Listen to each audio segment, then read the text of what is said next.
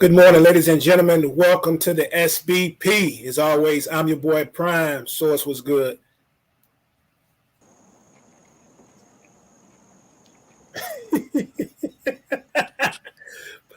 What you got going on? What's going on, man? Me on these frosted flakes. So I'm good, bro. You got that Huh? Tony the Tiger kicking out today? Yeah, man. It's great. Great. I'm fresh off that Raisin Bran Crunch. You know what I'm saying? Try to get a little fiber, a little mixture, a little sweetness. Just a little bit. I hear that. So, yeah, which is crazy, man. It's been a crazy morning, man. The struggle is real this morning. Call myself trying to fix something on my computer. I don't know what I've done, but stuff ain't working right. Camera not working. I'm on the laptop camera today, so it ain't as crisp, but we gonna push through regardless. For sure. Yeah, we gonna push through regardless, man. How your week been? I don't know, man. Yeah, no. Getting this OT though. I can't be mad. Getting this OT. Getting that money. To get that money. Gotta get it while they allow it. It's hard out here in these streets. Wife's birthday was last week, so we was running around with her from winery to brewery to saddlery to anything with liquor, and then we went to a pumpkin patch yesterday. Right. So the celebration can't stop, won't stop. Rockefeller Records. It is. With your Nicole, happy birthday to her again. Today is my Nicole's birthday, so yeah, happy birthday to her as well. Yeah, no doubt. So I didn't make any plans because I didn't know what she had planned, but I guess it didn't include me. other than a hug and a kiss this morning. But now she's well, at least the early part of the day, spending the day with family. So with her mom and them. So it's all love. Congratulations. It is all love. So she gonna leave me to watch my football games. So I guess we maybe do something later, or maybe we won't. I don't know. Did you know the boys already played this week? Oh yeah. They know how to play. They know how to play. We gonna get to that. I ain't no hurry to get to it, but we gonna get to it. Understood. No doubt, man. No doubt. But it is what it is. One thing that I did want to start off, I know this is our NFL broadcast, but you had to know that I was going to bring up the NBA trade. We didn't get a chance to talk about that. That went down. What trade? What trade you talking about, Brian? You already know what trade went down between the New York Knicks and the Minnesota Timberwolves. So a lot of people know that a trade went down the other night involving these two and one other and some picks. But the Knicks did trade Julius Randle over to the Timberwolves in exchange, and as well as Dante DiVincenzo in exchange for one Karl Anthony Towns. And there's a lot of mixed reactions going on about this trade. The thing that I'm seeing the most, of course, but I'm used to seeing, because it's especially when you're a Knicks fan, you see this a lot, is the Knicks got fleeced. The Knicks got fleeced. It's like a common term now. I don't even take it seriously anymore because that just seems like the thing to say nowadays. Everything that the Knicks have done from the beginning of the season last year all the way to the end, till they got OG and all this, and then the money, whatever, the Knicks got fleeced. So for sure that I am going to share my absolute thoughts on what this means for both teams and how this went down. But overall, I don't know how much you've actually thought about it, but overall, how do you assess this trade for both teams? Don't be trying to drag me into this, Prime. Don't nobody care what I think. This is NBA. This is NBA business. This ain't because it's my squad, your squad. This is NBA business. You know what I'm saying? It is definitely because it's your squad. Your squad. This is you got something to say, but Yeah. It's gonna be interesting to see. I assumed some people, just because of stigma and things that people have said about Carl Anthony Towns just off rip, I already know it's going to be a negative look from a lot of people. Mm-hmm. I think if they got the same player without any whatever personality off the court, like none of that, then I think it would be viewed more positively just in the general public. Um, but man, y'all, y'all been fighting for a center, looking for a consistent center to actually be there day in day out for a few years, right? Yep, that is true. That man be there. I know he be there. He get his buckets. He can stretch the floor. Mm-hmm. I know some people be like, "Oh, he don't be on the block." I mean, he played defense on the block. I mean, he don't he don't have to be on the block. Right. It's probably better that he's not on the block, in my opinion. But you know, I don't know. It's going to be interesting to see. It looked like DiVincenzo was not, from what I saw. I didn't see a lot, but from what I saw, it looked like DiVincenzo wasn't happy with the role he was about to be in going into this season, and this may be, you know, partially the result of that. Which, you know, it's a lot of people. It's a lot of 1 through 3s, 1 through 4s before the trade. So you slide 2 of those that would have a bulk of time away and fill that 5 spot that needs to be filled. I mean, you know.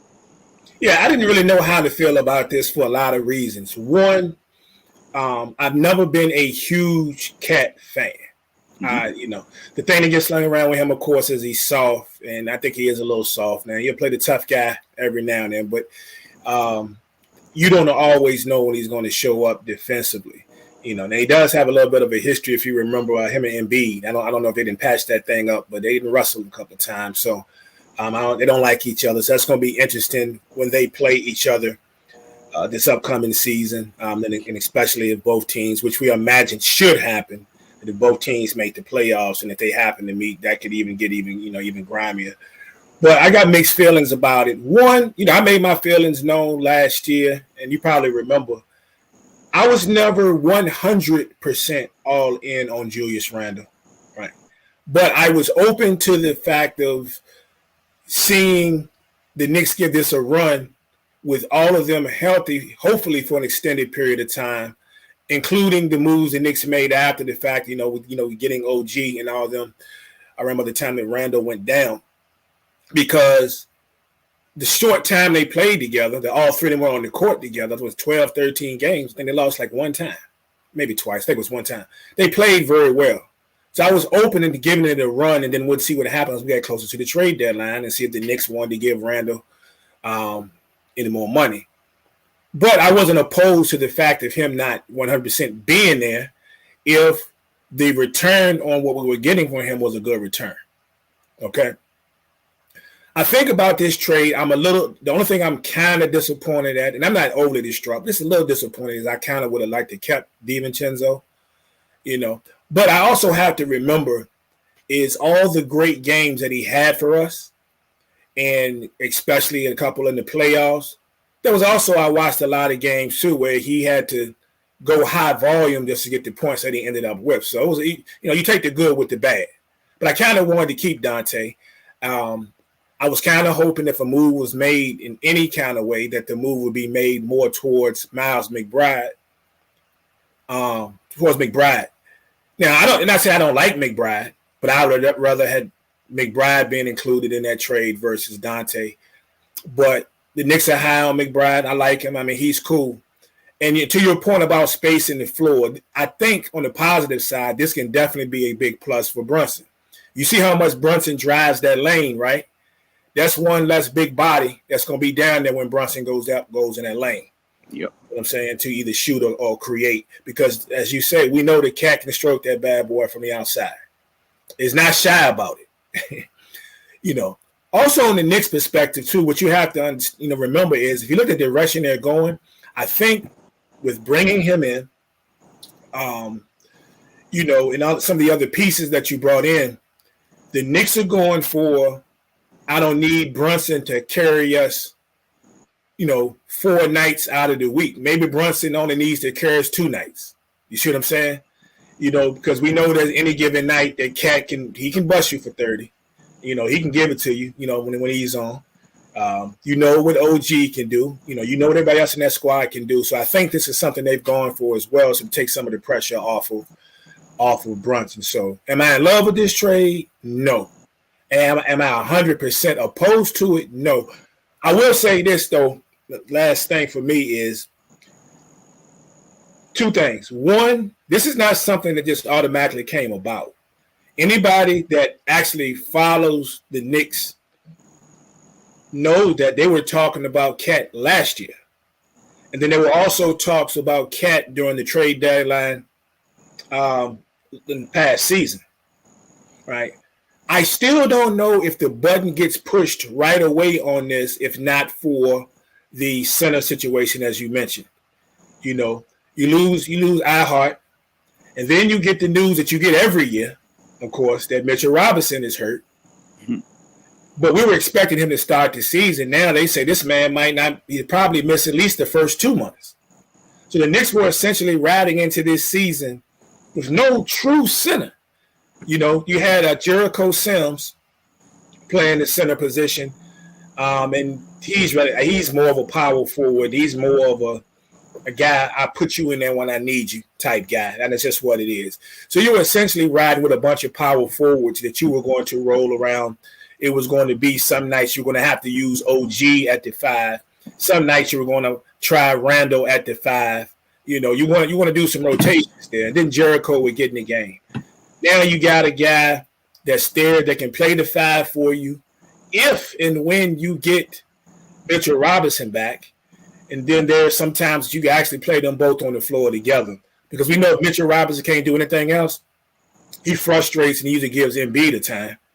And that's all he can do. But so very interesting. So I don't really have any real hard feelings about this, but I see the pros and the cons on both sides. It'll be interesting though.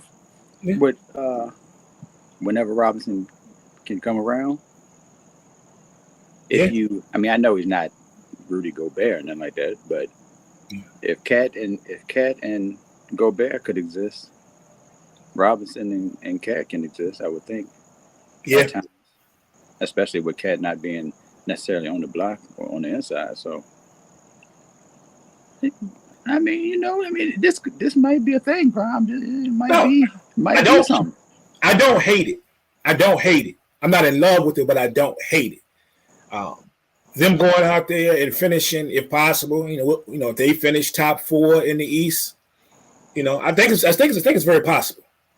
Injuries and everything gonna play a part in this. We know that Cat gets nicked up a little bit too, but not to the tune of Mitchell Robinson. You know what I'm saying? Not like Mitchell Robinson, but you can count that every year. It's gonna happen. Yeah. But it's so much. They've got scorers, and they still got a pretty decent bench. All things considered, to where Brunson shouldn't have to log in as many minutes. JB, what's up? Don, what's good, bro? Let's see what my man said here. Wes, good morning. Even players, pretty much production-wise between Randall. Or they even players pretty much between Randall and Cat, even though I think Randall is more of a dog, and I think Minnesota wins the trade, getting Dante as a draft pick. Yeah, I can respect that.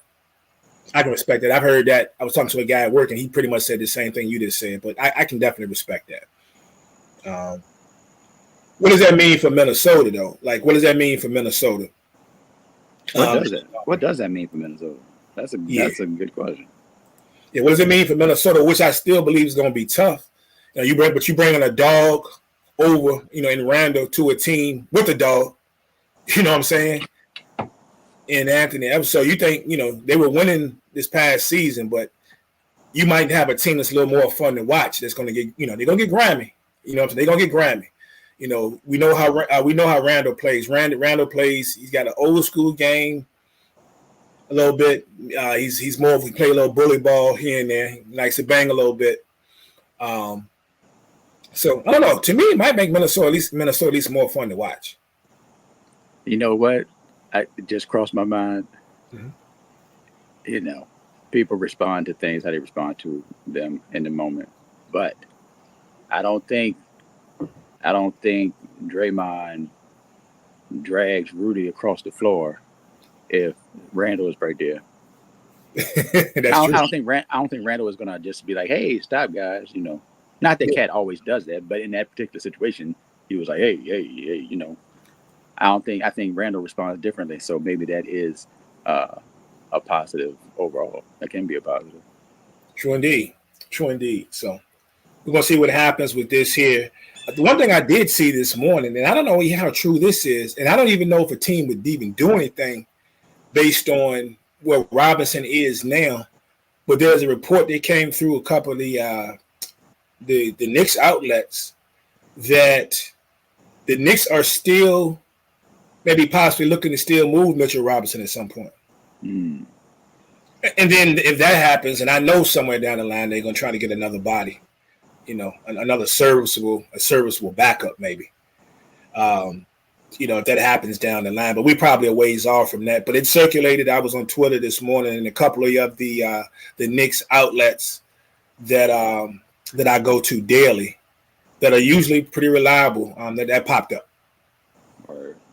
Yeah. So anyway, so very interesting. But I wanted to get your perspective on it. Like I say, I'm not in love with it, but I don't hate it, and I do think it can work. I definitely think that it can work. So we're gonna see. Word. Sounds like something to watch. Definitely. No doubt. Let's see what we got here. Before we get into this slate, though, man, something I wanted to put up because I don't know if you saw this or not, but I had me wilding the other day, man.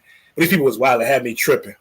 And you and I, we've talked about it before, I think recently. But we got to go back to, I believe it was 2010, I believe it was. It's been 14 years. It's been 14 years. But do you remember the fight between Andre Johnson and Cortland Finnegan? Absolutely. Yeah, I saw the joint. Bro, all these people that went out and made a toy of the fight. Wow. How many of y'all out there that's watching this and ordered this joint, man? Like, I'm not a fan of either squad, but I ain't gonna lie to you. I'm petty like that. I would get this for the man cave. I would get this for the man cave, so. I can see that. That is wild that they created that joint. That's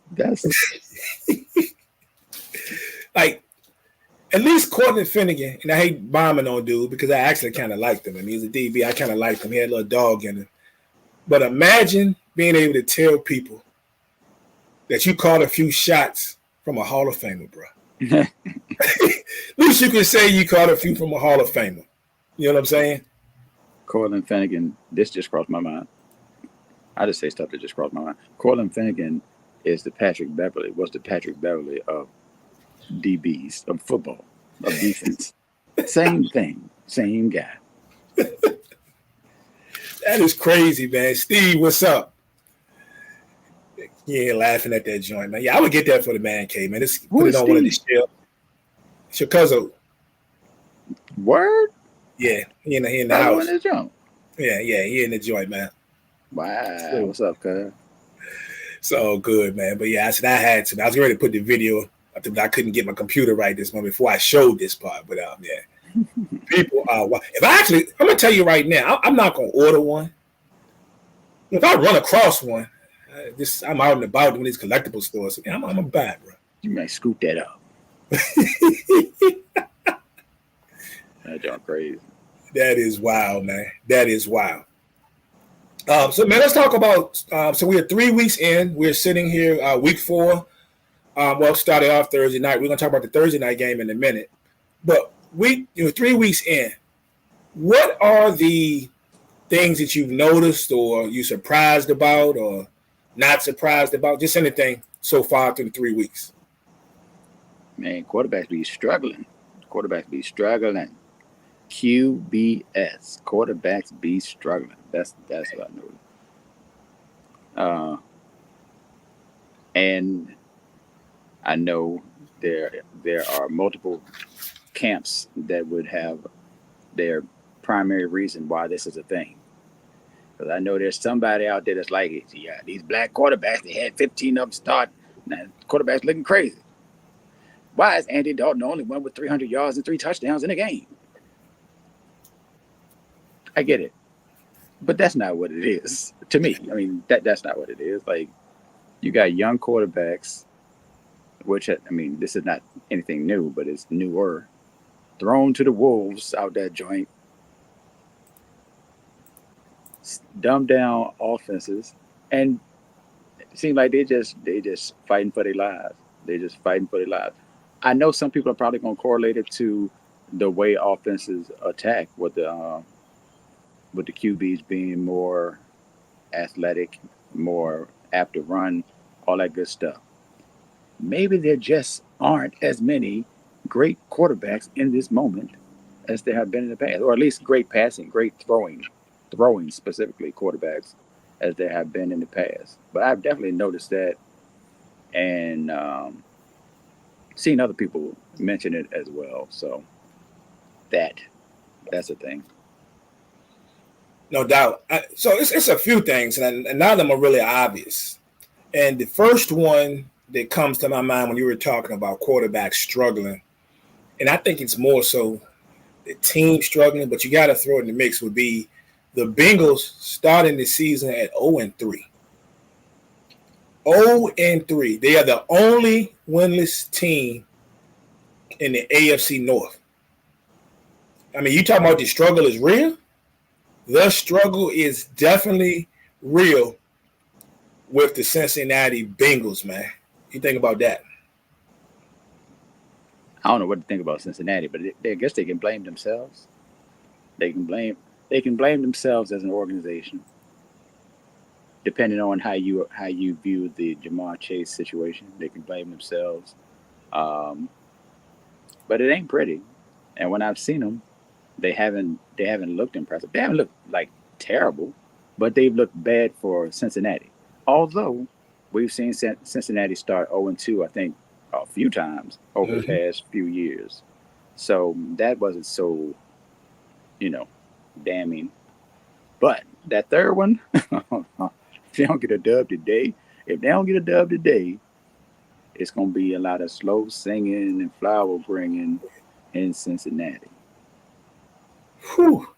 Yeah, it's been more of a team thing because Burrow actually hasn't played that bad. I don't think he's thrown any interceptions this year through 3 games, 5 touchdowns. But that defense, gave up 30? Was it 33 to the Commanders? I believe. 30. Like that defense. You say? Let them people up. Yeah, it's crazy, man. And Burrow's he's performed pretty well. Now you got to go back to week 1, I think, against the Patriots. He had the one game that wasn't so great. I think he had like a 43.4 QBR then, but everything else has been reasonable. Right. But it's just about them putting everything together, all at one time. Because I feel like in at least 2 of those games, they really had a shot to win. A play here, a play there. They managed to get it done. The running game hasn't been exciting, but it's been somewhat productive. With Moss and then bringing in Brown. But the fact that the Cincinnati Bengals are 0-3 and in danger of falling to 0-4 has got to surprise 95% of the league, man, fans and everybody else. It is a little unexpected. Yep. Only one today, bro. They lose today. Yeah, the only I'll talk about them no more. The only Joe not so cool Burrow. Yeah, he ain't even cool right now. Right, he needed he needed to dye his hair back. Facts. Oh, because you know this you're gonna come down to. That's what's gonna come down to. Folks gonna be talking. If he wouldn't have dyed his hair. Because his palms are sweaty. Yeah, you gotta do something about that. I ain't seen him.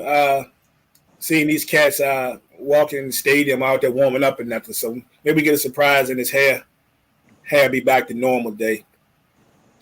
Which is great, funny because you talked about the red rifle. I believe that's what they playing today, right? Carolina. They playing Carolina today, so the red rifle get to go against his old squad. I didn't even think about that. How are we talking about an 0-3 team and the Carolina Panthers having one of the most intriguing football games of the day? Because the slate itself is fire. It's a fire slate today if you go game for game. But the fact that we'll be talking about these two teams having one of the more intriguing games of the day is crazy. Yep. Especially with the way that the Rifle performed last week. Let them up. Let them up. My hope for that game, we don't even have it that we picking it, but my hope for that game, I would love to see a game with just a lot of points, man. Just let them just shoot it out, man. Just the Rifle play good and Joe Cool play good, and they just slinging it. You know what I'm saying? And win them games, well, it's a shame that somebody got to lose. It might be that, though. It might just be that. Yeah, man, that would be crazy. Also, when we talk about, are you surprised that the Steelers 3-0 start? Oh, yeah, absolutely. I mean, if you have somewhat QB controversy and the other QB is the one that ends up having to start because the one you chose is injured and you're still 3-0, yeah. He's Justin Fields has played better as the season has progressed, I guess. Well, at least he's been able to put up some touchdowns as the season has progressed. And, I mean, bottom line, 3-0, can't knock it.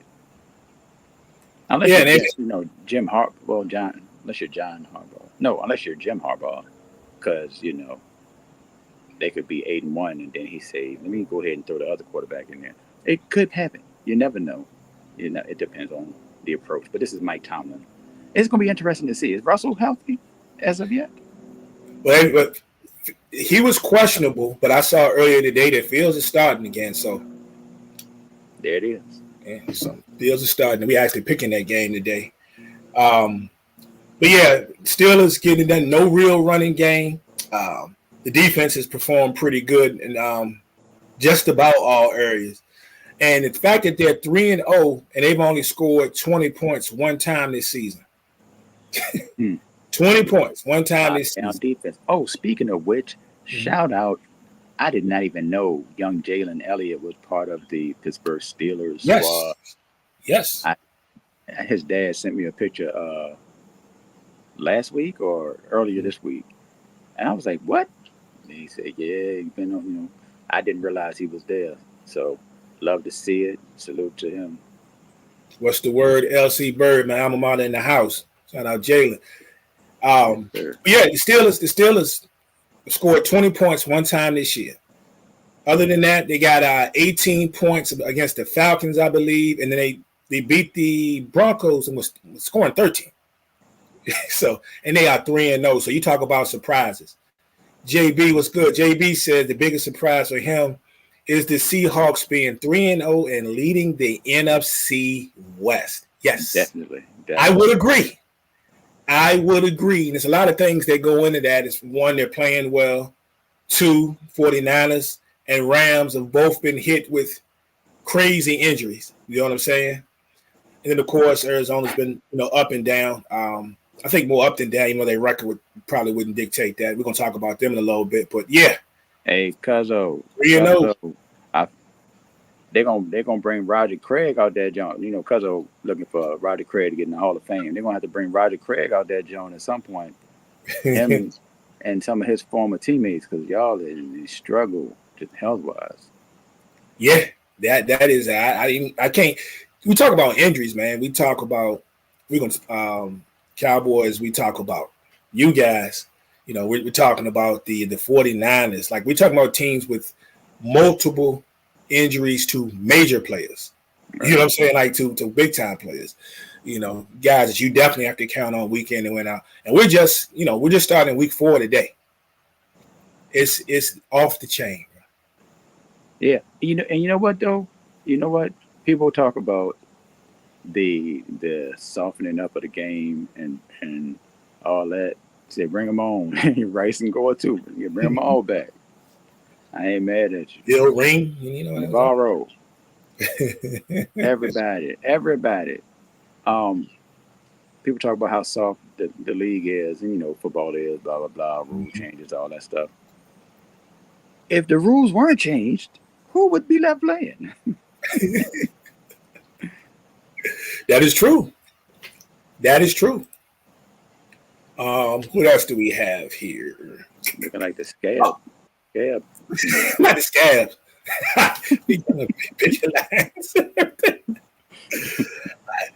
One that I'm surprised you didn't mention, and we're picking his game today, but the start, man, of Sam Darnold. Sam Darnold has been unconscious, bro. And when I tell you, this guy has thrown at least 2 touchdowns in every game this season, all 3 games, including the 4 he threw last week when they dismantled the Texans. Dismantled the Texans. It's crazy. We got to give a shout out to young Sam Darnold. And when I say young, it's crazy because you think about he's been in the league, maybe 2018, something like that. Seems like it's been even longer than that to me. And I go back and I look and I realize that he's younger than Joe Burrow. He's younger than Baker Mayfield. He's younger than Dak. He's younger than Josh Allen. He's younger than Geno Smith. You know what I'm saying? And speaking of Geno Smith, think about him. He and Sam Darnold were drafted by the Jets. Right. And both of them 3-0. Yeah. Hey, sometimes it takes some time. Yeah, I know Rock loving it, boy. Rock been on stage every Sunday, man. Like I'm like, yo, like he was hollering week 1. I was like, relax, bro. All right, we 3 weeks in. I'm gonna give him a little more love. I'm not gonna be like I told you so or nothing like that. But they are 3-3 in a couple weeks. But at this point right now, they're doing their thing. And shout out to Sam Darnold. Shout out to Rock, man. That's our brother. Shout out to Spike Punch podcast, man. No doubt, check them dudes out, man. They are hilarious, man. You can catch it on YouTube and over on Instagram. But they bring it real. So sometimes you might not be able to hear the kids around when you're listening to it, but they come with the real. Bring your kids. And I know you're a busy man and everything, but I'm gonna try. I'm gonna try to get him on at least one time. I'm gonna talk about. I especially want to talk about Minnesota. Why they doing good? Because they know he ain't coming. They started to fumble. He ain't coming. Right. Definitely not. Yeah. So you could be like, Sam, I told you we shouldn't have got Sam Darnold. He's worst quarterback ever. Bring back Kirk Cousins.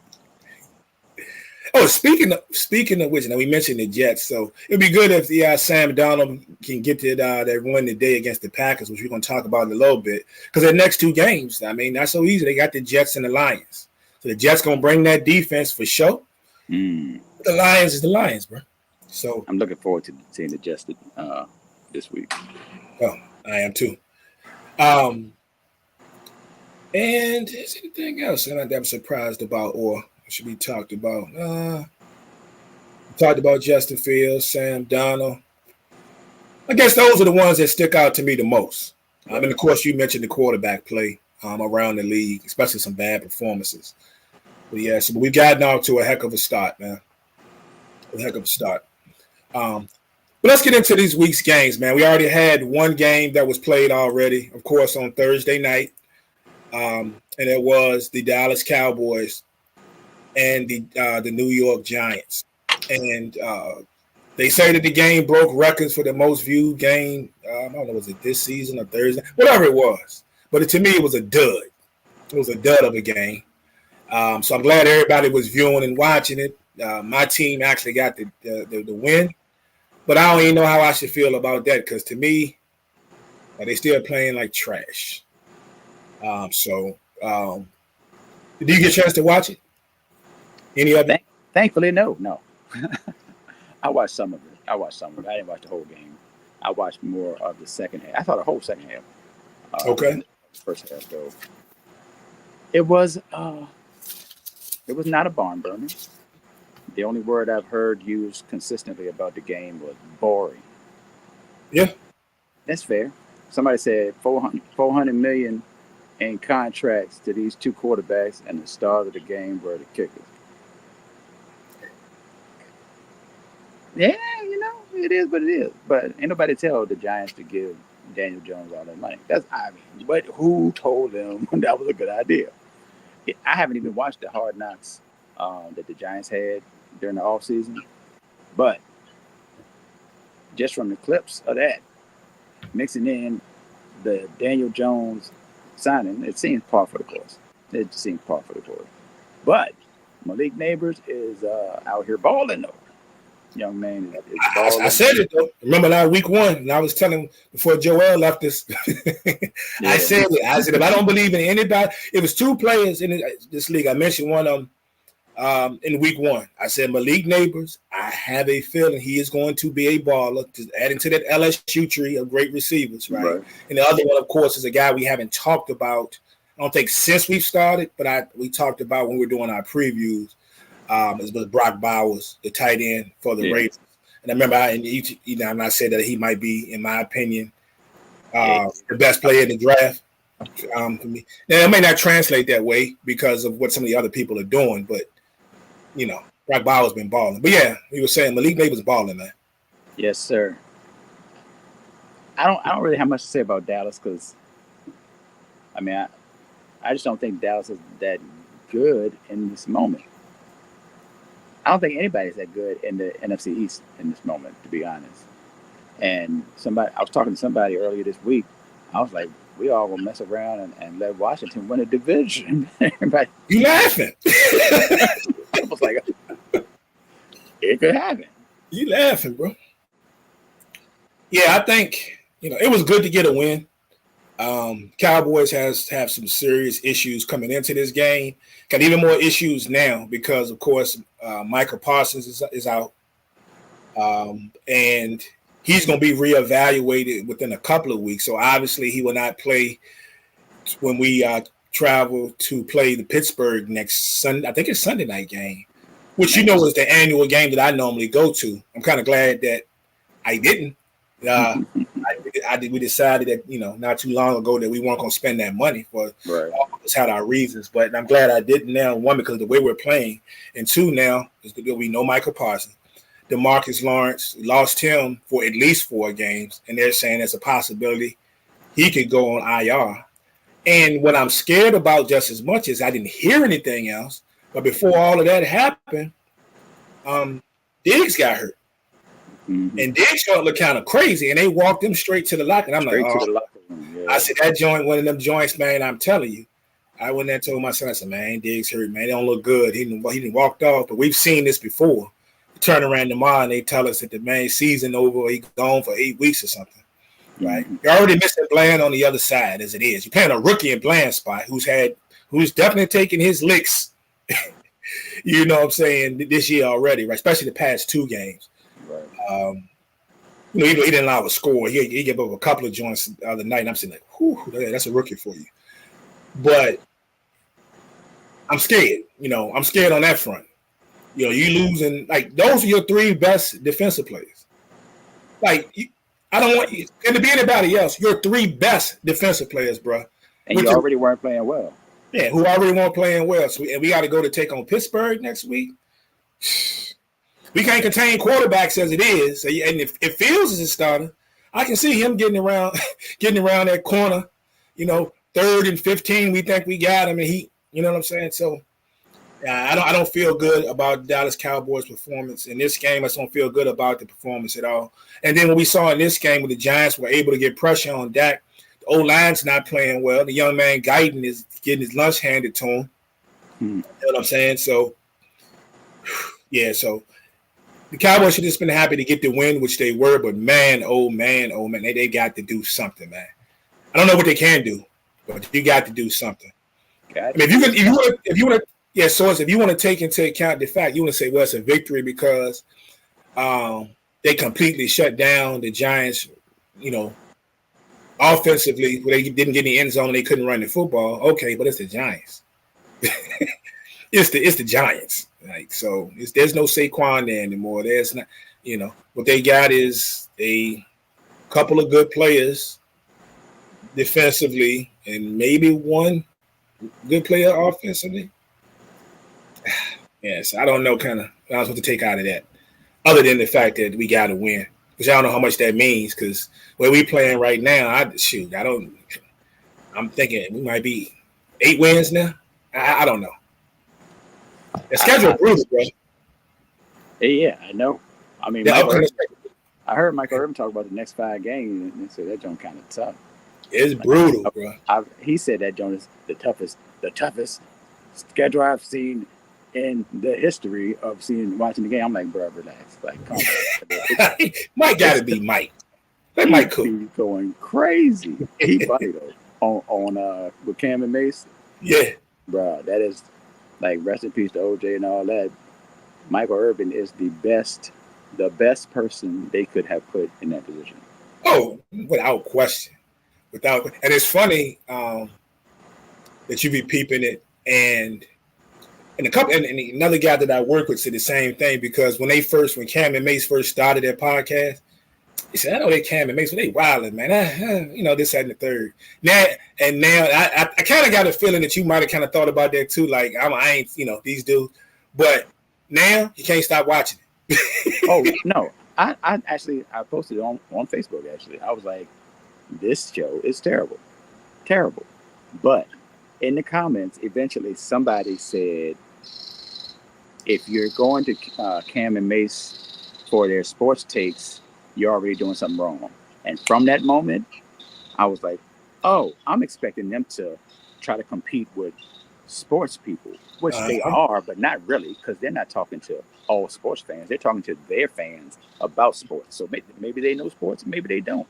But then nobody's there for sports. People are there for watching these two friends who were enemies for a moment, and then they're back together, and they're funny, and they were rappers, so you're still watching what their life was like, and they're telling stories in the mix of all that, and you're talking about sports, even though Mace knows very little about what he's talking about. Cam knows a little more, but he's like, they're wrong, like completely wrong. So often, I'd be like, I could make a whole podcast just off of clips of what they say that's not even real. But anyway, we're not talking about that. We're talking about something else. Yeah, I love it. And that's the mindset I came in with from the jump. With the fact that I wasn't expecting it. I just came, that's what I came in with. And I think that's why I was one of the people that enjoyed it from the jump. It's not, I've got 2-3 joints that I listen to almost daily or every week. So do I break my neck to catch everything? Sometimes I'm just watching the clips. But if I get through my other joints that I watch on the daily, it's 7 p.m. in Brooklyn, with Mello, and then if I got time to sit through a whole joint, then I will. But they're good. Yeah, they're good. What else? I know we're off topic, but what else do you watch daily? I've realized that I spend the whole day watching podcasts. I spend as much time as I can, like not watching them, actually working, but with podcasts on. So I watch Cam and Mace literally every day when I work. That's like the first one I go to. I might watch Shannon and Chad, but they kind of, kind of, And some nights, I mean, Chad puts that thing over the top. Sometimes if there's a Drink Champs that's been recent, I might watch that. Maybe a couple other things. Mark Jackson and Blue, I'll watch them because they have great guests and they do a good job. But 7 p.m. in Brooklyn, I should, because you love Mello, so I get that. Yeah. First of all, I was gonna go to that regardless because it's Mello, right? But they're actually pretty good because some of the guests that they have on there is like the stuff that. What I love about Mello now in his retirement is that some of the stories we're getting back. And like, I love the NBA. I love NBA players telling stories about things that happened when they were teammates, things that happened when they were in the Olympics, things that happened when they were on the road. Finding out things. They asked Mello, who were probably the two. Now he did it. He answered this on a couple of shows, but one of them was his. What was his two favorite teammates? Probably the two people he's closest to in his career, and he said it was Kenyon Martin and J.R. Smith, of course, because of they spent time together on both teams. He probably spent more time with them than both teams. Well, Melo was on more than two teams, but the Nuggets and the Knicks. But 7 p.m. in Brooklyn. So you never seen a clip, anything from that? I seen a clip, but it didn't. Kid Merrill. Yeah. I don't love Merrill. He's okay. But I like Merrill in this role that he's in on this show. Yeah. It's a little different from when him and old boy was together. Jesus, yeah, it's a little different, So I like him he asked some pretty good questions. I know somebody writes his stuff on when at his follow up, but he hands it off he says a lot of stuff, hands it off to Carmelo Anthony and whoever the guest is. And then I'm always down for the son and fatherly stuff because, like we always talk about Coach Prime and what he does with his boys and all these people. They've had Cayenne on there a couple of times. You found out some stuff, yeah. But I really like that. Sports wise, I'm probably one of the few people that I don't always watch. Sometimes it's on a replay, but I still listen to a lot of Colin Cowherd. I respect Colin because Colin Cowherd is a guy that most people think is trash because they don't like his takes. Mm-hmm. But Colin is. I'm with them. I can respect it. I don't think I could be friends with Colin Cowherd, but I can respect it when I feel like somebody's at least put in the work. And you know what Colin is. Colin is actually somebody I find. And just like people don't like Nick Wright. And I get why, but they kind of came in the same tree, right? Colin kind of birthed Nick Wright by bringing him on his show, a few times, once a week or whatever, before he got his own stuff. Right. At least they do the research. I ain't got to agree with what they're saying. Mm-hmm. People shut off people. So as people shut off people, bro, when they don't agree with what somebody's saying. Mm-hmm. I don't do that all the time, especially when it comes to sports. You understand what I'm saying? Right. Colin might have the most trash take in the world, and I admit it's a trash take, but I can always go back and I can look at a lot of the stuff that he said and realize he did the research on it. You know what I'm saying? He did the research. Like what his results. He's not throwing – now, granted, he's going to give you some stuff that he's just going to make you say that's stupid. But he does the research. That's how I feel about Nick Wright. But other than that, man, it's really those two for the most part. And I'm gonna look at it and see what Up and Smoke is doing, and any of the hip hop stuff. I'm always whatever they got going there. We like Math Hopper. I like Math. See, I don't like Math Hopper either. You don't like Math? Oh, I don't. I think it's too many people. I think it's too much going on. Yeah, I like Math. There's a couple other folks out there. Word. Yeah, so. But maybe we do a show about, I don't know, some miscellaneous stuff, and we just talk about no stuff. Doubt. That'd be good. Cool. But yeah, and then closing, the Dallas Cowboys won 20-15 in unimpressive fashion. But like they said, you get the win and you move on. And I just hope that Mike McCarthy and them figure out at least something how to deal with Pittsburgh next week. For the Giants, I don't know, buddy. 5 field goals. I don't know, buddy. Yeah, 5 field goals. Hope Malik Neighbors is okay. He suffered a concussion. Had a key drop in the game, too, that people are talking about. But he had a key drop in a couple of games this year, but still a dog. Yep, indeed. Still a dog. The NFL, especially the NFC East, if y'all didn't believe me, and I kind of put y'all on notice in week 1, you've been warned. Yeah, the dude, the real deal. Wait till you get a real quarterback. All right. So what we got on the schedule, slate of games today. Let's pick some games here, my man. And the first one we're going to start off with is we talked about how packed this slate was with great games.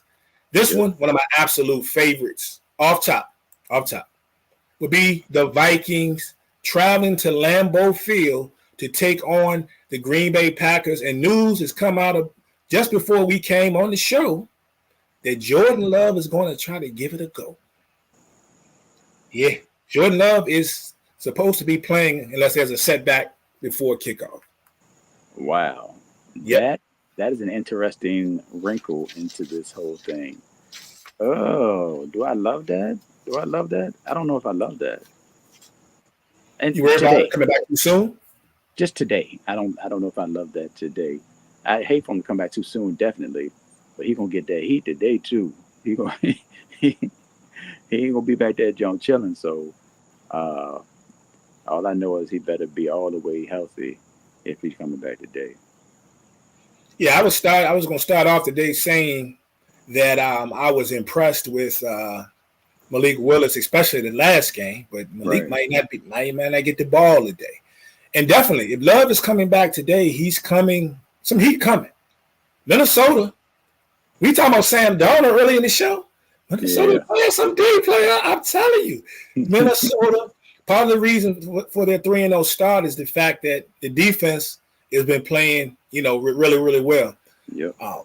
The one thing, so the Jordan Love coming back temper max expectations for this game and who might win it, and maybe it won't. But the one thing that I am watching, right, what I am watching is also Jair Alexander, which we know is still one of the absolute best. They don't know if he's going to play. Yeah.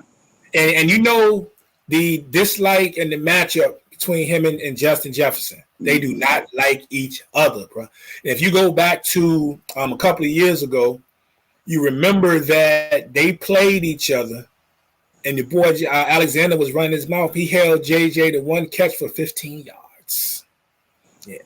Yeah. Since then, if you notice, especially last season, the way Minnesota utilizes Justin Jefferson, they don't always keep him in the same spot. And Alexander's not always been known to travel. In that Green Bay scheme, they don't move him a lot. So if he plays, I want to see if JJ lines up on the same side every time or they move him around.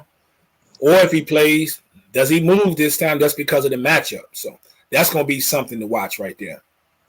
Yeah, that's going to be fun. I'm looking forward to seeing Sam Darnold take this show on the road within a division against a tough opponent. And this is a good test. This will be a good test overall. Both teams will have kind of a built-in excuse, just a reason that they can lean on, depending on how things go for them. If they play a halfway decent game and lose, they can be like, Minnesota can be, we weren't expecting Love to start, kind of change the way we wanted to scheme, et cetera, whatever the case may be. Minnesota could be first game on the road in the division, and whatever happens, it maybe doesn't go well, but hopefully that doesn't deter them from believing what has happened the first 3 games and them still going forward and being positive with Donald. I'm going with Minnesota today, though, even with Jordan Love. Love is probably more reason to go with Minnesota for me in this moment.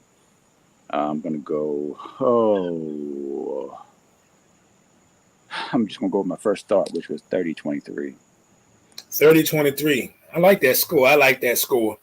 Yeah, man. I think also lost in the fact is we get your man's I'm drawing a blank right now. Was running back for Minnesota last year with Green Bay, 33. Aaron Jones. Aaron Jones been pretty impressive in at least 2 of the games this year, and he's going back against his old squad. It's the squad that didn't believe him in enough to give him the money he wanted, so he skated over to a division rival. So I'm watching Aaron Jones today. I know he really wants to do it big, and I think Minnesota wants to give him that football. Yeah. So, but Sam Darnold, 144 passer rating, 149 passer rating when he's targeting Justin Jefferson. So that's coming. Wow, that's crazy. And lost in the mix of this 3-0 start with them, as well as the fact that you would think that Justin Jefferson just been tearing it up. A couple of multiple touchdown games, and he scored 1 touchdown each game. Only one 100-yard game in that span. So this has really been a total team effort. What I do love, though, is that the Vikings lead the league in sacks after 3 weeks. So that heat coming. Give me the Vikings 27-20. 27-20. Word. All right. Moving on to 4-0. JB say 24-21 Green Bay. I like that score. I do like that score. I'm writing that down, JB. All right. Next up, another fascinating game, at least in my eyes, because it's just me, but it's the Saints and the Falcons. Do you know that these teams come in, bro, 55 and 55 against each other, dead even. Yeah. In history, they are dead even. Last week, the Saints brought down the earth by a team that after smacking people the first couple of weeks of the season. And the Falcons lost a tough one.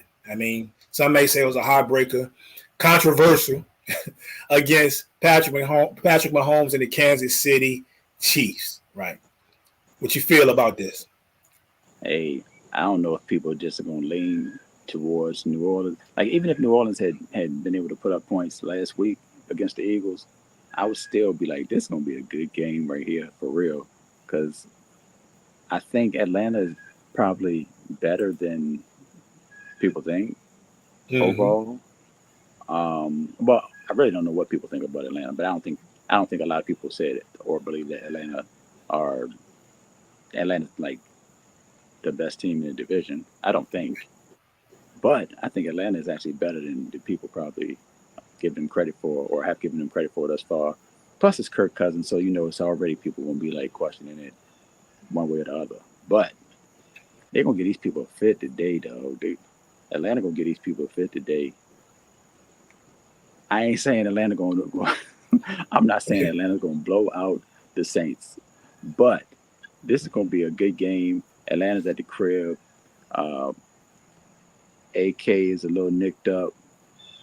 I think Olave is a little nicked up as well, if I'm not. Yeah, they say he's gonna play. Remember, they were saying that him and Kamara were questionable, but as of this morning, now both of them gonna give it a go. Yeah. Man, I'm going to Atlanta, bro. I'm going to Atlanta in a close one, 27-24. 27-24. Yeah, man. Yeah, man, this is so intriguing to me because I really feel like most people are probably picking the Saints because they saw what they did the first 2 weeks of the season. I feel they might be picking the Saints because Kirk is on the Falcons. You know how they feel about Kirk Cousins. True. But it's a tricky game, man. It's a tricky game. What scares me for Atlanta is last week, because I know they want to try to run the football against the Saints, and the Saints have been pretty, they're pretty stingy. But the last week, Bijan only averaged like 1.9 a carry. Right. So that's alarming. That's something you got to watch. It's a concern. Are they going to be able to establish that today with the Saints? As long as Kamara is a go, as long as Alvin can get down, he's going to get the ball one way or the other. So I think both of those teams will try to work to their strengths on that, what they believe is their strength. I mentioned Olave is supposed to play. So I'm kind of up in the air with this one, but I think it's going to be a good game as well. But I'm going to ride with you, man. Atlanta pumped right now, man. They just found out they're getting the Super Bowl. Magic City going to be lit in a couple of years. I mean, you know what it is. And so they're excited, man. Time to rise up. So give me the Atlanta Falcons in this game. Man, the heck with it. 31-27. Okay. ATL shouted. JB said 28-27. I think it's gonna be a good one, JB. I'm not lying, bro. I think it's gonna be a real good game. 28-27. Atlanta. He got the ATL in the house. Okay. So if anybody down there, email me some wings. I need them lemon pepper joints.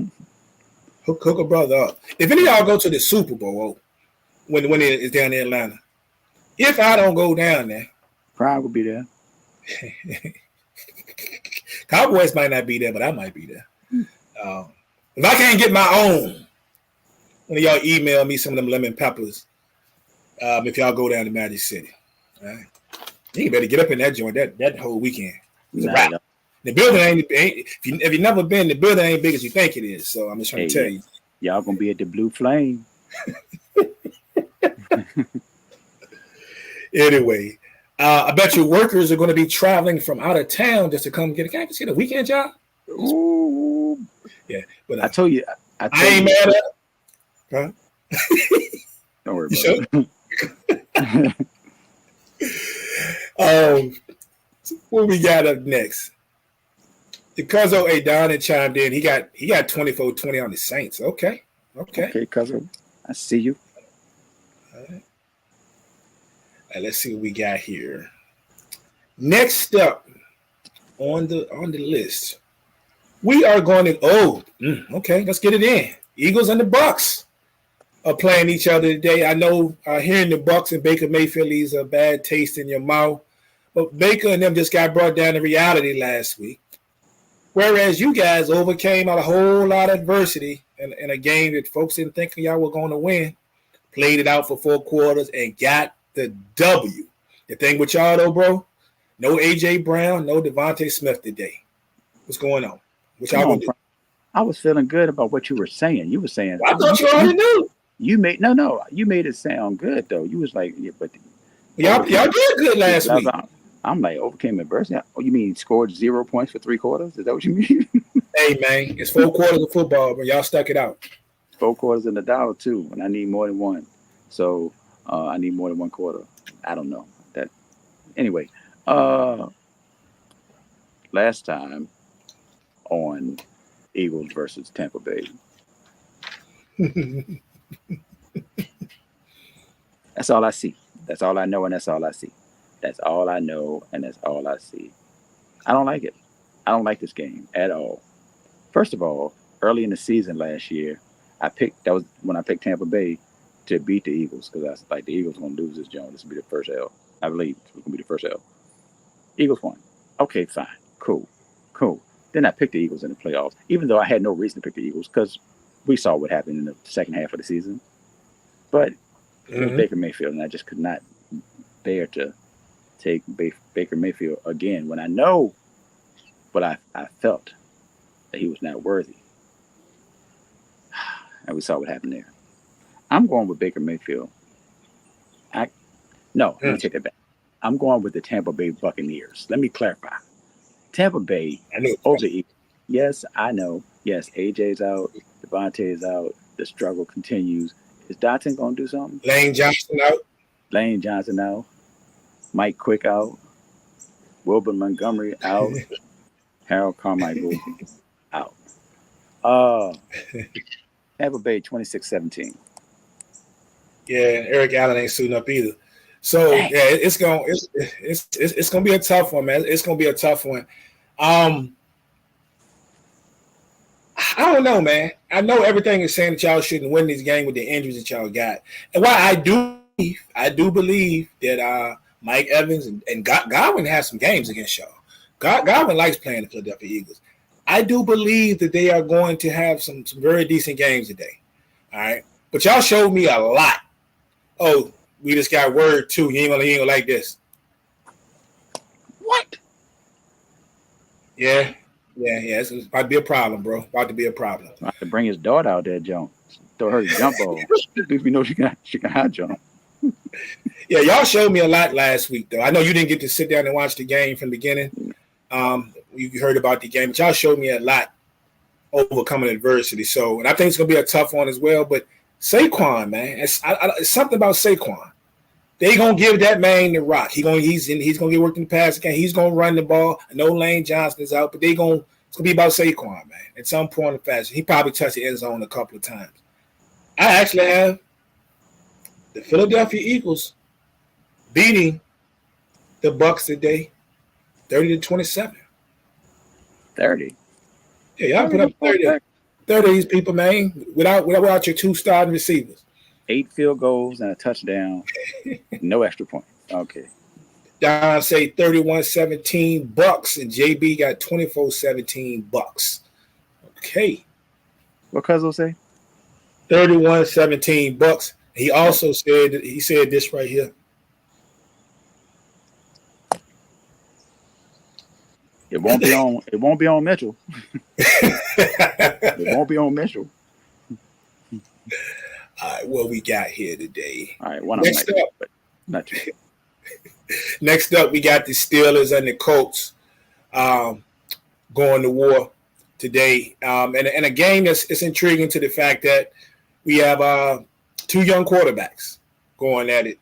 Steelers come in 3-0. The Colts are 1-2.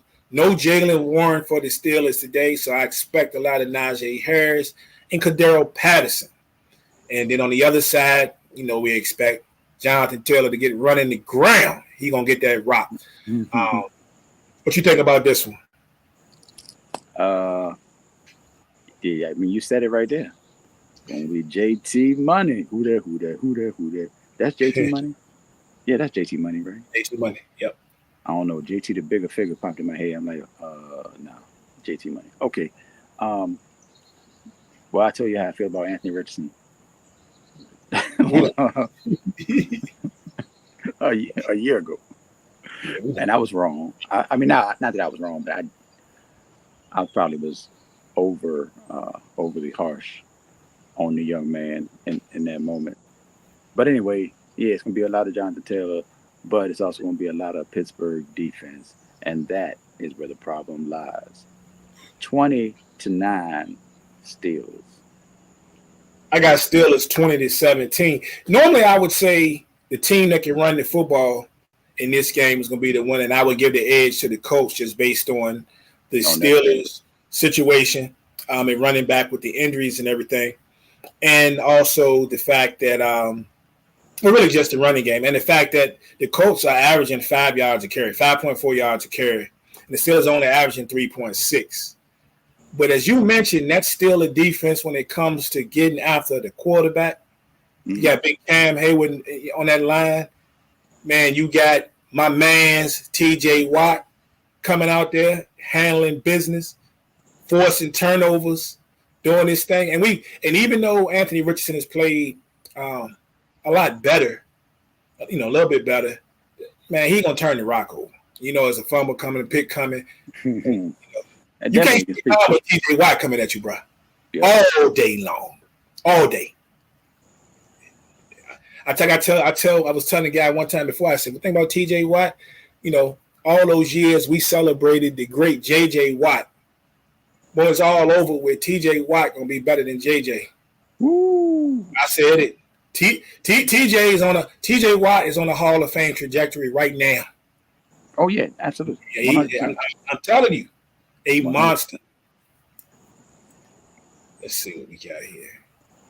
100%. Hey, KB said that man getting 3.5 sacks today. Oh wait. Oh, but you know what? It's TJ Watt. It can happen. I'm trying to tell you, it can happen. Colts, if you're listening, run the football as much as possible. Run the football. Do some screens. Do something. Run for it. Run for it. Yeah, I got that 20-17 for them Steelers. JB got 24-10 for the Steelers. Woo! Wait, bro. Yeah, you got to find a way to get that rock and run that rock, man. Hey, shout out to I don't know how I was talking earlier. Shout out to Bomani Jones as well. I love Foxworth Fridays when he got Dominic Foxworth on there with him. So I listen to Bomani every week. Word. He twice a week when he come through. So that's my guy.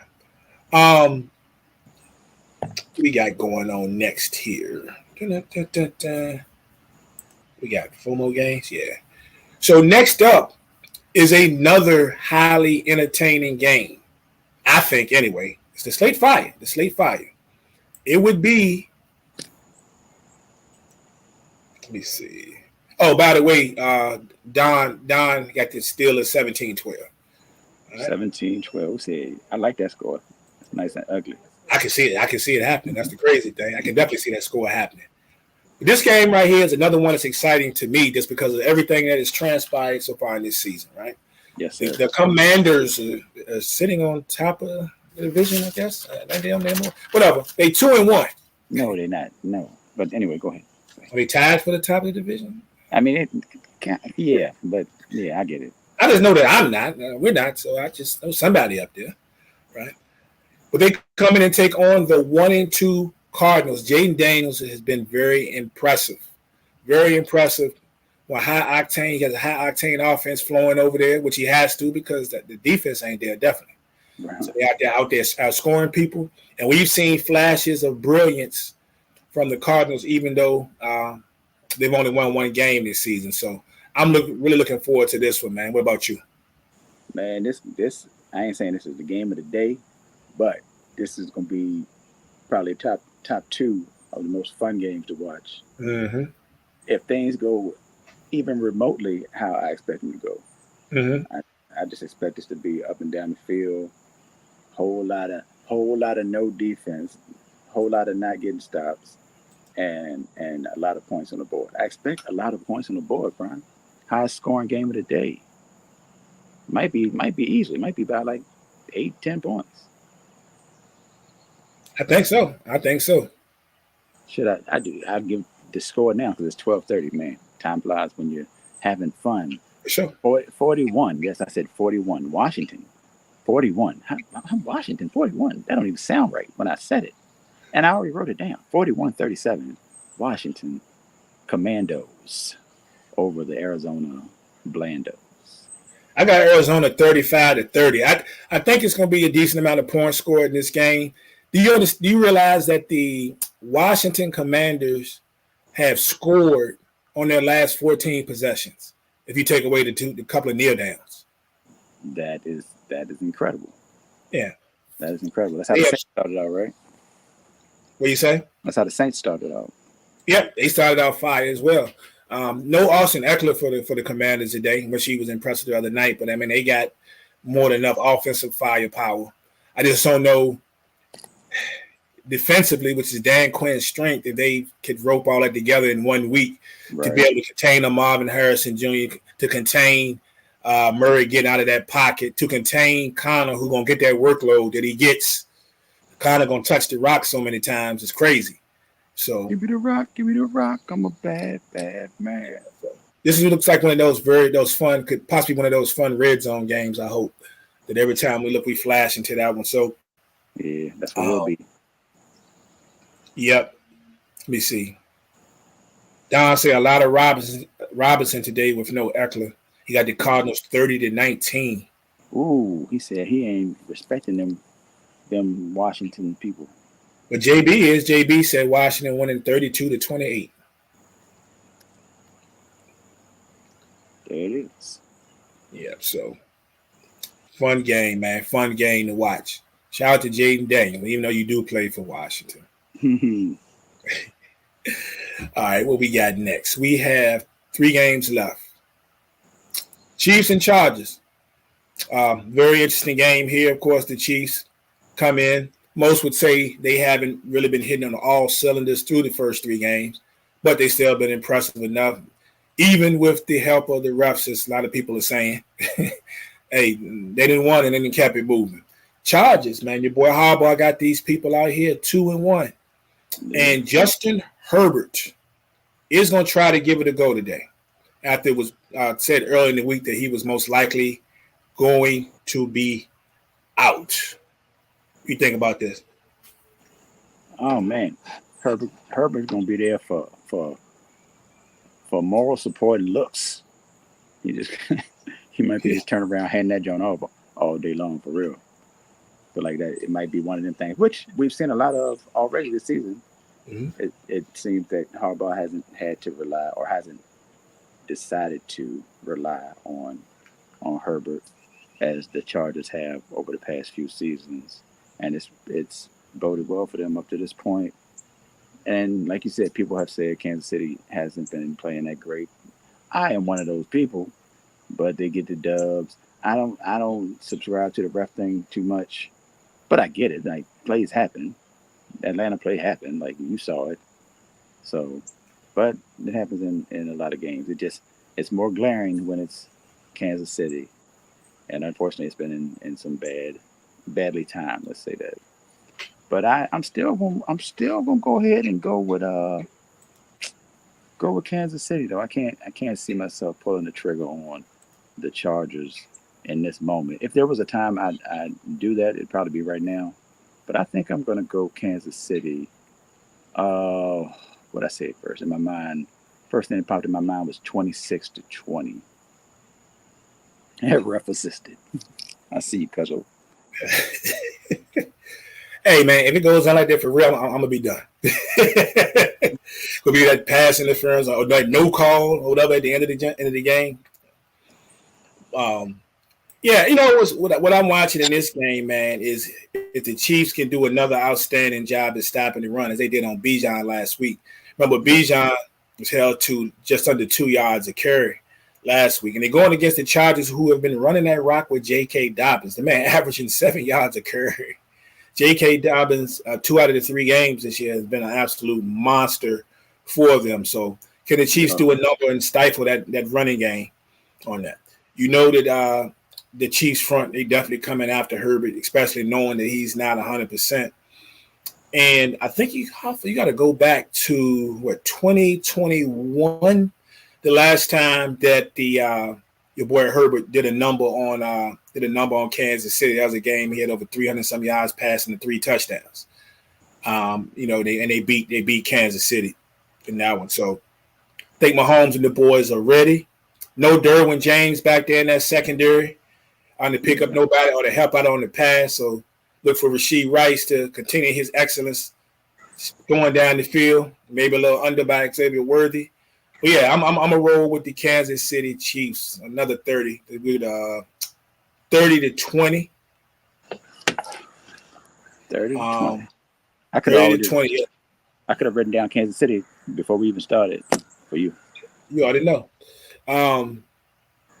Yeah, man, the Chiefs are 8-2 against the Chargers in their last 10 games. All right, and let's see. Where JB at? He ain't supposed to score. He might not be here. Okay. All right. 2 games remain. And first one would be the Sunday night football matchup between JB. Oh, there you go. 42-28 Chiefs. Woo. He said they setting it off today, bro. Setting it off. Okay. Jada. All right.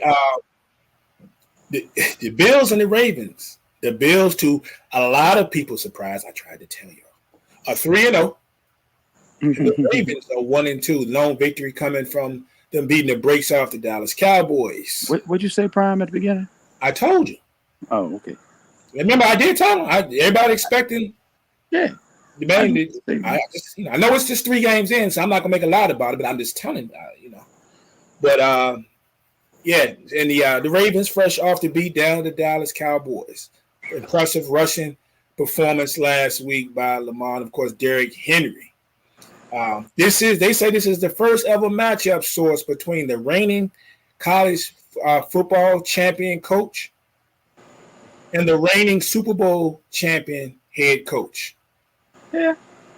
They come up with some stuff. Like they say that's what it is. They dug deep for that.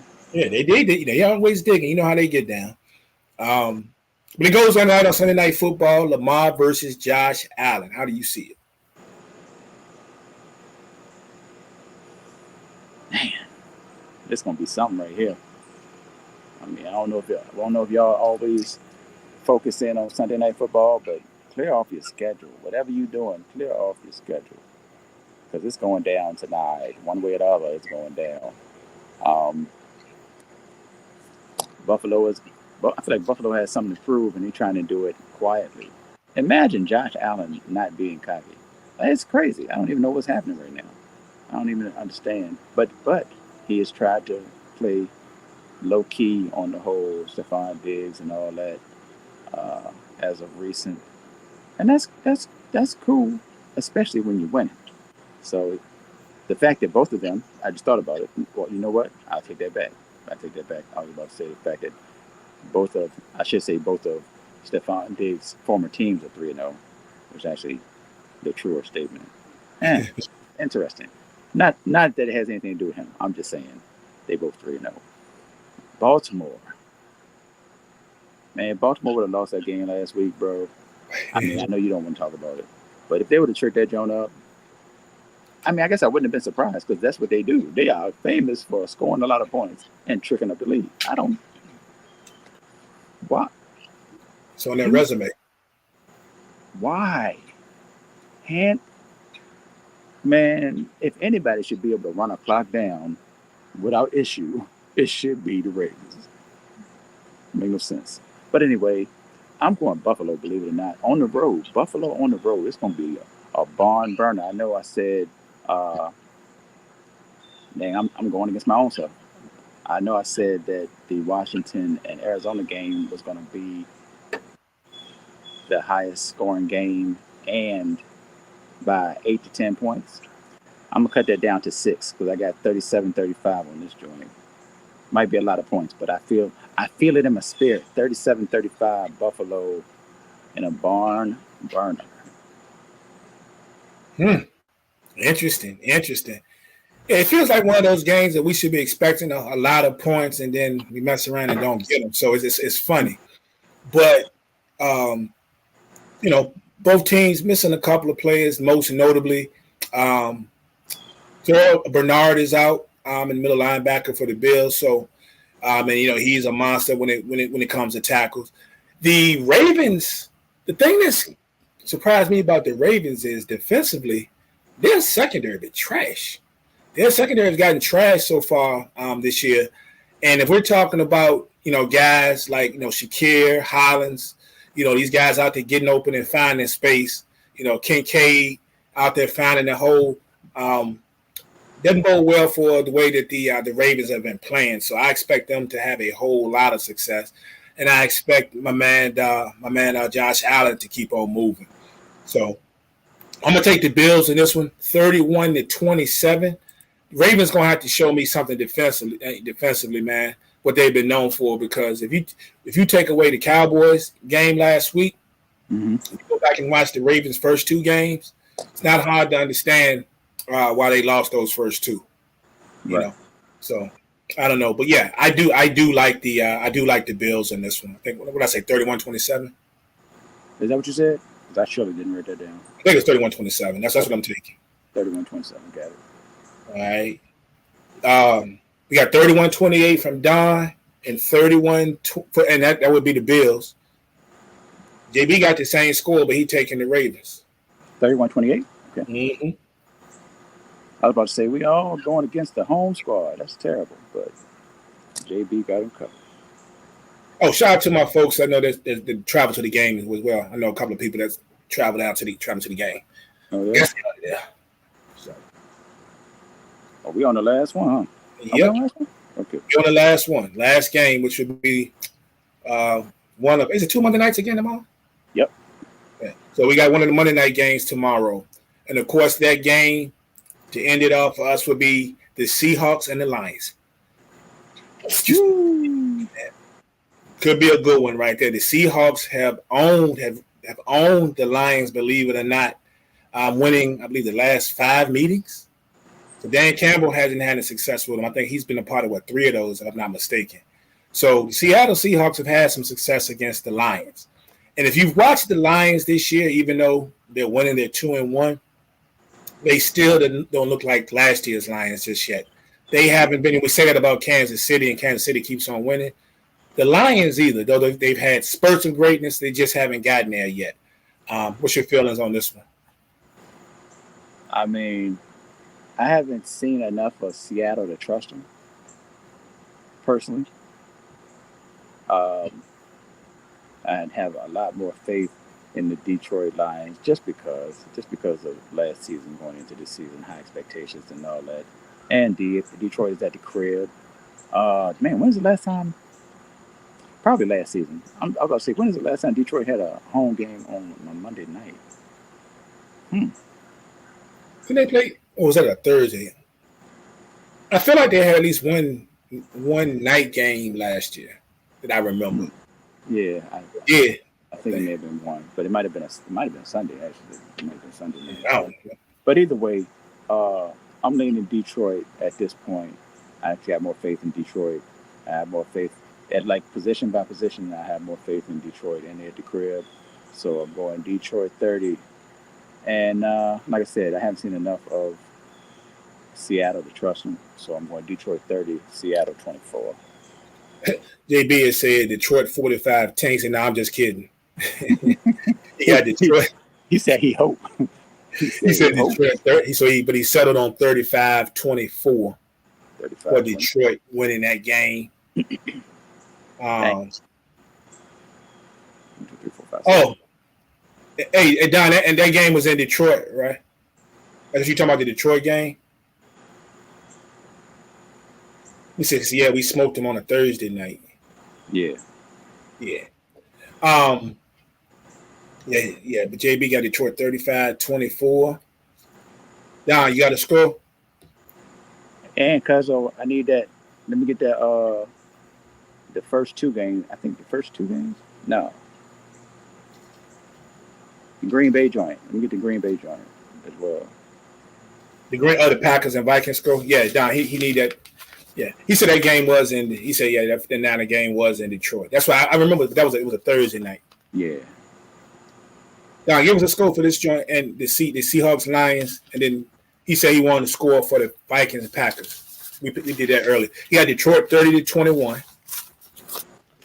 And what about the Vikings and Packers?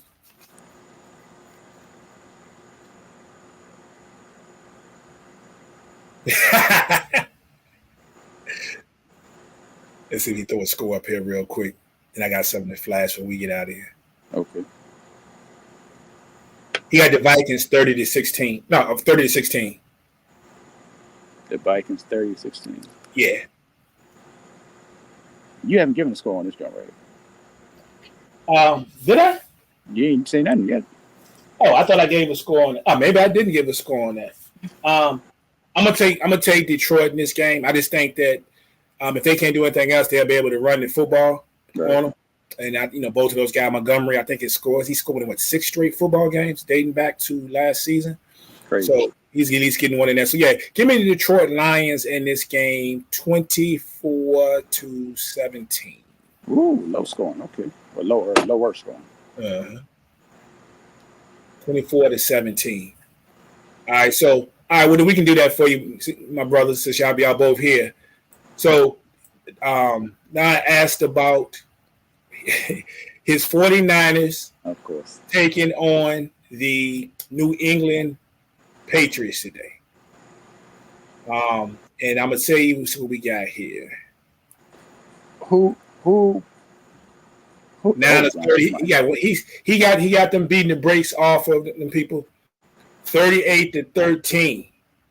Wow. JB says 45-15. Oh my gosh. They said they owe some people, bro. They're gonna take it out on somebody today. They had a rough one they had a rough one last week, man. They did. They disrespectful. They are disrespectful, but I get it. With the opponent and the problems you got going on right now, I get it.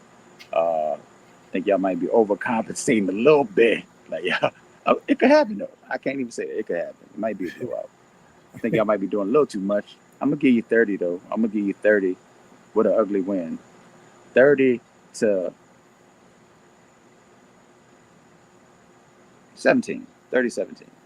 I get a 9. It's 28-13.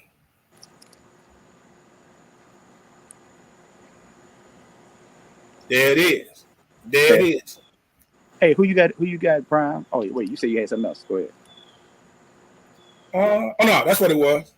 It was they were asking about that game. Okay. Who said 45? Cuzzo? No, that was JB. JB got 45-15. And Cuzzo said 30. Hold on. 38-13? 38-13. Got it. All right. Let me see this real quick before we get out of here. Just curious. You said that you were... I'm putting Jawan Jennings in all my lineups, just so y'all know. There it is. Did you said that you were interested in that Jets Detroit game today? I mean Jets Broncos game. You said you were interested in something about the Jets. I didn't know if it was about today's game. Just to see the Jets. Because I think the Jets are good. I think the Jets are like really good. But it'll be interesting to see them today. Yeah, I want to see what the Jets going to do, especially against that Broncos secondary. That's what I mean. How is Aaron Rodgers going to adapt to that Broncos secondary? We talked about, we were waiting to see Garrett Wilson get off. Right. Or is it going to be another night where Lazard is the man getting the end zone? Because even the Broncos being 1-2, they still been pretty solid on that back end, and they just got their first victory, so they got to be hyped. I like Bo Nix, man. Bo Nix out there gutting it out, from what I've seen from him so far. So I want to see how he performs today in that game there. That game it's in New York. You like him, but do you trust him? Or New Jersey, whatever. But I don't know how much I trust him, but I like what I've seen. Got it. Yeah. What else we got? Anything else we need to hit today, bro? Who you got in the series? Oh, with the WNBA joints? Yeah, both of them joints. Yeah, so we got first game, the WNBA first game tips off today at 3:00. Yep. I'm not even gonna lie, man. I don't even want to pick the I know, bro. because you're pulling on heartstrings. First of all, you know what I'm saying. You got two of my favorite players out in Las Vegas. Then my favorite player, my co-favorite player of all time was just there. Mm-hmm. Man, I kind of don't want to pick it because I'm gonna be honest with you. With this being the semifinals, bro, I'm gonna feel bad about whoever loses. Mm. Man, because they're gonna feel bad too. Because I love me some Becky Hammond for obvious reasons. She played for the Liberty back in the day. I've always been a fan of Becky Hammond. Me too. Asia, the point guard. I love them girls, man. I love them girls, and to go through what they went through this year, all the struggles, the injuries, everything, and to make it back and put things together, and then the phenomenal season that Asia Wilson had. I don't know. I know my girl. I know Candace Parker won Rookie of the Year and MVP in the same season, which is phenomenal in itself. But the dominance of Asia Wilson, man, has been crazy from start to finish. It's about start to finish. So for them not to cap it off or at least get out of this series after all those accomplishments, I ain't gonna lie, it's gonna hurt me, dog. It's gonna hurt me. Understood. On the flip side, I came into this league a New York Liberty fan, right? Mm-hmm. So, and I still am a New York Liberty fan. I just a little bit. I love, a lot of teams, but I never turn my back on them. And for them to have the phenomenal season team-wise that they had, right, and them not to make it past Vegas again would be crazy. So I'm gonna be hurt. So I don't know who's gonna win that one. Now the second one, the other game, the other series is phenomenal in itself. These two semifinals are fire. Connecticut taking on the Minnesota Lynx. Crazy. Everything in me tells me that if they play together, remind me of like Detroit Pistons kind of, but together, that Connecticut should win this series. Wow. Okay. That don't mean it's gonna happen though, because if you watch Minnesota play, that entire squad. I know we talk about Nafisa Kalia, and I know some of y'all might not be familiar with her if you just started watching at that level. But the season she had is ridiculous on both sides of the ball, offensively and defensively. She got AP Defensive Player of the Year. Yeah, Kayla McBride. But if I'm going to pick, if I have to pick Brian. Come on. I'm going to pick Connecticut. I'm going to pick Connecticut. Don't be honest with you, I'm picking. I'm telling you, I ain't sure it's going to happen that way. I'm just going to tell you that. What you think? I'm picking Minnesota. Okay. I don't think it's nothing they can do. I don't care if they put Alyssa, Bonner. It don't matter who they put on the piece of card. She gonna get buckets. She gonna get buckets on whoever. However, whoever's playing her, whatever they want to do, she gonna just do the other thing. And I would love it. I would love it. I mean, and they're so good across the board. Like, Court can give you a quick 25 if necessary. McBride can give you whatever, knock down the threes, and she running the show. I like the way she changed her game up to fit her new role. Oh, you notice that too? Yes, sir. And Smith, like whole squad is crazy. But yeah, I'm going Minnesota. I'm gonna be with you, Brian. I ain't gonna lie. I'd love to pick, but my favorite player, Breanna Stewart, on one side, and then the Aces are my favorite team.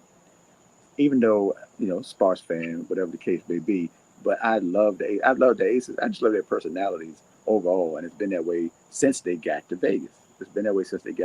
So I'm gonna sit this one out too, Prime. Since you sat that one out, I'm gonna sit that one out as well. I'm gonna be generally hurt, man. I mean, for real. Y'all check on me, man, when that series over. I mean, somebody call me, send me a text or something. I'm gonna be hurt. Just either way around, I'm gonna be hurt, man.